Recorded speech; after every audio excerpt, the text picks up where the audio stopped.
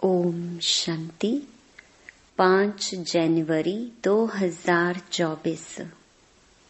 बाबा के महावाक्य। मीठे बच्चे, बाप समान रूहानी टीचर बनो। जो बाप से पढ़ा है वह दूसरों को भी पढ़ाओ।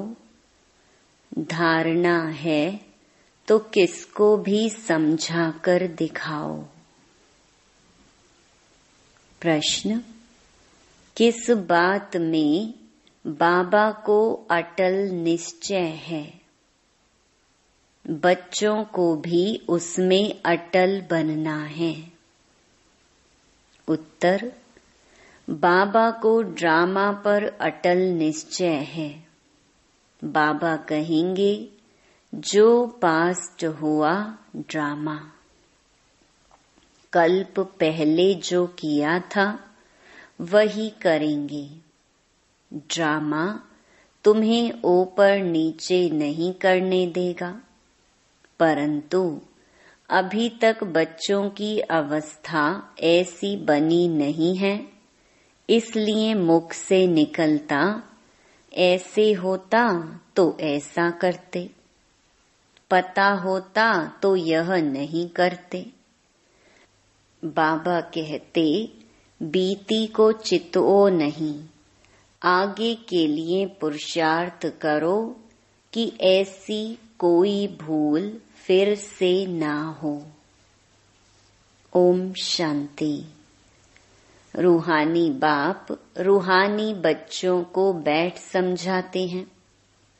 बाप खुद कहते हैं, मैं जब आता हूँ तो किसको पता नहीं पड़ता, क्योंकि मैं हूँ गुप्त। गर्भ में भी जब आत्मा प्रवेश करती है तो प्रवेश होने का मालूम थोड़े ही पड़ता है। तिथि तारीख निकल ना सके।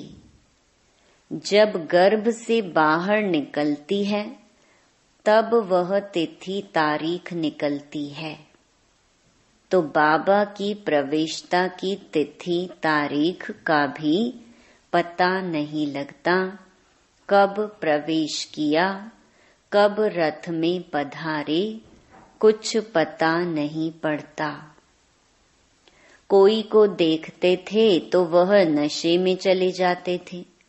समझा कुछ प्रवेशता है या कुछ ताकत आई है। ताकत कहाँ से आई? मैंने खास कोई जप तप तो नहीं किया। इसको कहा जाता है गुप्त। तिथि तारीख कुछ नहीं। सूक्ष्म वतन की भी स्थापना कब होती है, यह कुछ नहीं कह सकते। मुख्य बात है मन मना भव। बाप कहते हैं, हे आत्माएं, तुम मुझ अपने बाप को बुलाती हो कि आकर पतितों को पावन बनाओ, पावन दुनिया बनाओ। बाप समझाते हैं, ड्रामा प्लान अनुसार जब मुझे आना होता है तो चेंज जरूर होती है। सतयुग से लेकर जो कुछ पास हुआ सो फिर रिपीट करेंगे। सतयुग त्रेता फिर जरूर रिपीट करेंगे। सेकंड सेकंड पास होता जाता है। संवत भी पास होता जाता है। कहते हैं सतयुग पास्ट हुआ, देखा तो नहीं। बाप ने समझाया है, तुमने पास किया है। तुम ही पहले पहले हमसे बिछुड़े हो, तो इस पर गौर करना है। कैसे? हमने 84 जन्म लिए हैं जो फिर हूबहू लेने पड़ेंगे। अर्थात दुख और सुख का पार्ट बजाना पड़ेगा। सतयुग में होता है सुख। जब मकान पुराना होता है तो कहाँ से छत बहती है, कहाँ से कुछ होता रहता है।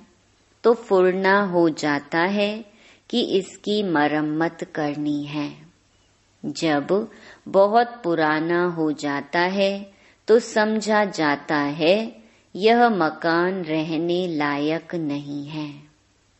नई दुनिया के लिए ऐसे नहीं कहेंगे।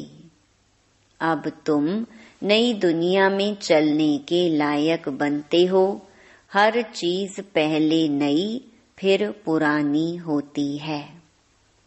अब तुम बच्चों को यह ख्याल में आता है और कोई तो इन बातों को समझ ना सके। गीता, रामायण आदि सुनाते रहते हैं, उसमें ही बिजी रहते हैं।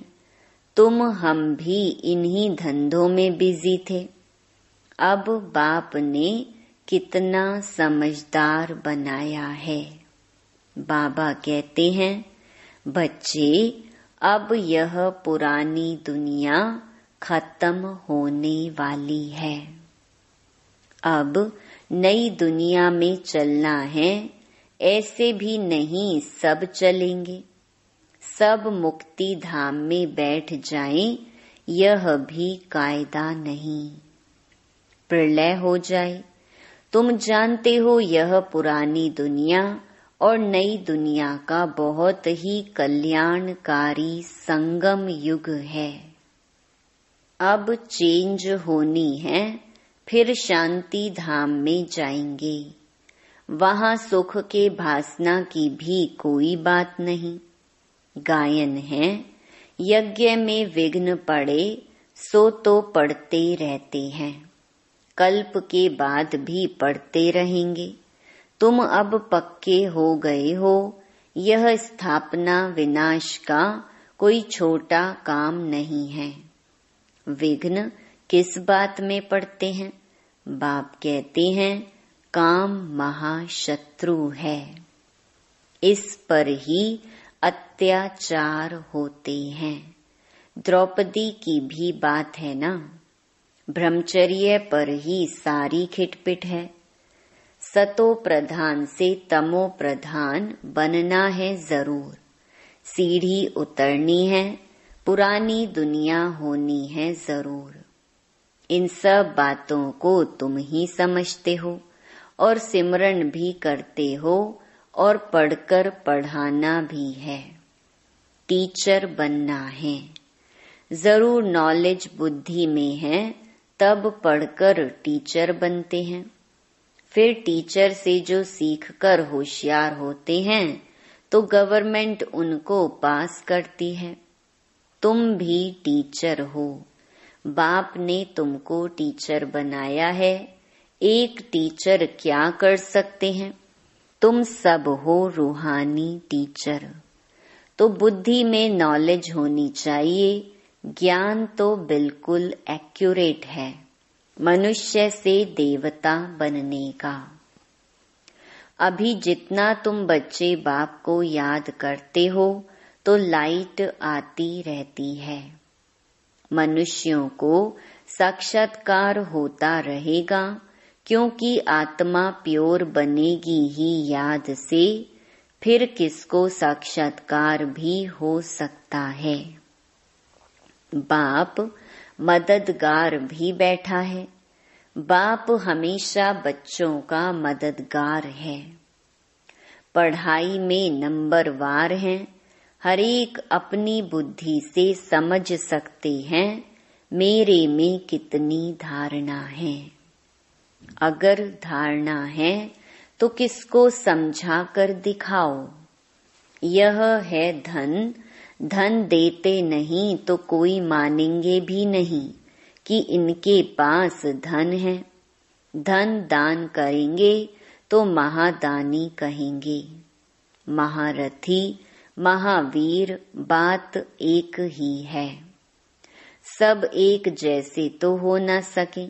तुम्हारे पास कितने आते हैं, एक एक से बैठ माथा मारना होता है क्या? वो लोग अखबार द्वारा बहुत बातें सुनते हैं तो बहुत चमकते हैं।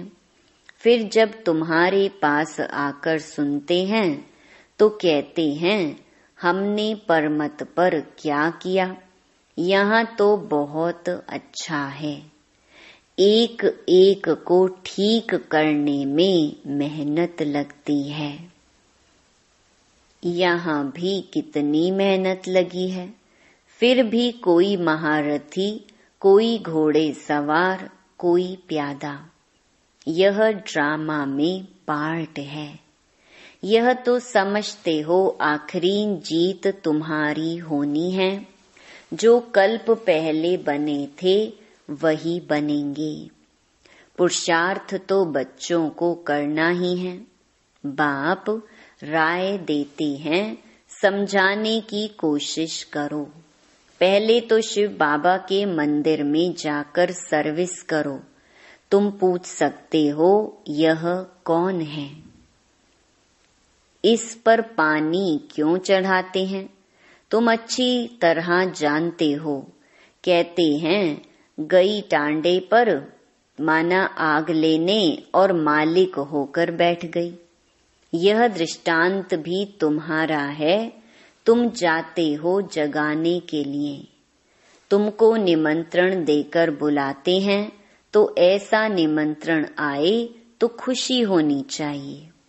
काशी आदि में बड़े बड़े टाइटल देते हैं। भक्ति में कितने ढेर मंदिर हैं।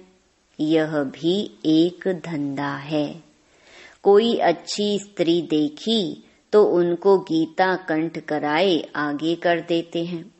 फिर जो कमाई होती है वह मिल जाती है कुछ भी नहीं। रिद्धि सिद्धि बहुत सीखते हैं। ऐसे स्थानों पर जाना चाहिए। तुम बच्चों को कभी शास्त्रार्थ नहीं करना चाहिए। तुमको तो जाकर बाप का परिचय देना है। मुक्ति, जीवन मुक्ति दाता एक है। उनकी महिमा करनी है। वह कहते हैं अपने को आत्मा समझ मुझे याद करो। बाकी मन मनाभव का अर्थ यह नहीं है कि गंगा में जाकर स्नान करो। माँ मेकम का अर्थ है मुझ एक को याद करो। बाकी मैं प्रतिज्ञा करता हूँ, मैं तुमको सब पापों से मुक्त करूँगा। जब से रावण आया है तब से पाप शुरू हुए हैं, तो ऊंच पद पाने का बहुत पुरुषार्थ करना है। पोजीशन के लिए मनुष्य रात दिन कितना माथा मारते हैं। यह भी पढ़ाई है। इसमें कोई किताब आदि उठाने की बात नहीं है। 84 का चक्र तो बुद्धि में आ गया है। कोई बड़ी बात नहीं है। एक एक जन्म की डिटेल थोड़े ही बताते हैं। 84 जन्म पूरे हुए। अब हम आत्माओं को वापस घर जाना है। आत्मा जो पतित बनी है उनको पावन जरूर बनना है। सबको यही कहते रहो, माँ मेकम याद करो। बच्चे कहते हैं बाबा योग में नहीं रह सकते। अरे तुमको सम्मुख कह रहा हूँ मुझे याद करो, फिर योग अक्षर तुम क्यों कहते हो? योग कहने से ही तुम भूलते भी हो। बाप को याद कौन नहीं कर सकता? लौकिक माँ बाप को कैसे याद करते हो? यह भी माँ बाप है ना। यह भी पढ़ते हैं। सरस्वती भी पढ़ती है। पढ़ाने वाला एक बाप ही है। तुम जितना पढ़ते हो फिर औरों को समझाते हो। बाप कहते हैं बच्चे शास्त्र पढ़ने जप तप करने से मुझे प्राप्त नहीं कर सकते हो। बाकी फायदा क्या है? सीढ़ी तो उतरते ही आते हो। तुम्हारा कोई दुश्मन नहीं। फिर भी तुमको समझाना है जरूर कि पाप और पुण्य कैसे जमा होता है। रावण राज्य के बाद ही तुमने पाप करना शुरू किया है। ऐसे भी बच्चे हैं जिनको नई दुनिया, पुरानी दुनिया क्या है यह भी समझाने नहीं आता है। अब बाप कहते हैं कि बेहद के बाप को याद करो, वही पतित पावन है। बाकी तुमको कहाँ भी जाने की जरूरत नहीं है। भक्ति मार्ग में सदैव पैर घर से बाहर निकलता था। पति स्त्री को कहते हैं, श्री कृष्ण का चित्र घर में भी है, फिर बाहर क्यों जाती हो, क्या फर्क है। पति परमेश्वर है इसको भी नहीं मानते। भक्ति मार्ग में बहुत दूर दूर ऊंचा मंदिर बनाते हैं जो मनुष्यों का भाव बैठे। तुम समझाते हो मंदिरों में कितना धक्का खाते हैं। यह एक रस्म पड़ी है। शिव काशी में तीर्थ करने जाते हैं परंतु प्राप्ति कुछ भी नहीं। अब तुमको तो बाप की श्रीमत मिलती है, तुमको कहाँ भी जाना नहीं है।